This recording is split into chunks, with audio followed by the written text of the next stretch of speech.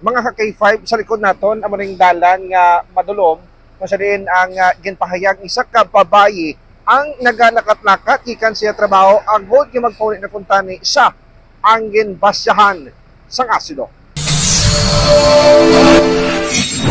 Ginbasyahan sang asido ang babayi nga nagalakad sa dalan sa Pison Street, Barangay San Rafael, Manriao, Iloilo City, pasado alas 12 ang kagahon sa Hunyo 23. Ang biktima mo si alias May, 33 anyos, taga 2nd District sa probinsya sa Iloilo, kag temporaryo nagkatiner sa distrito sang Molo.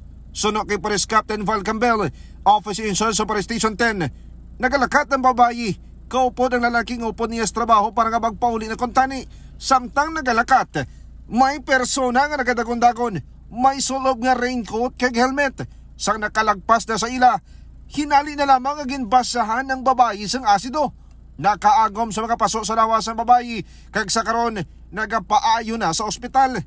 Nagapati ang pulis nga posible ginplano ang krimen tungod ginhulat pa sang sospek ang biktima nga makalabay. Samtang blanco pa ang pulis sa motibo sang krimen. Dila padulong ang aton nga pag-analyze or pag-analyze natin is tama magkaklaro nga ginhulat pa siya palagpas pa siya naging basyahan.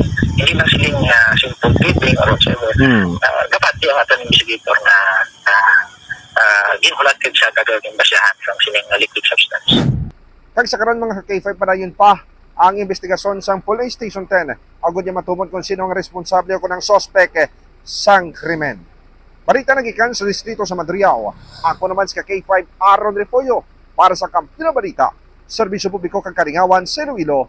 Number 1 na kita, K5 News of M. Ang ining balita ang ginadulong sa inyo sang DTX Coffee Mix. Himo sa natural nga sangka pareho sang amarkuso, chia seeds, the sugared cane extract powder. DTX Coffee Mix. Nakakapi ka na, naka-detox ka pa. DTX Coffee Mix. Mabakal sa mga butika.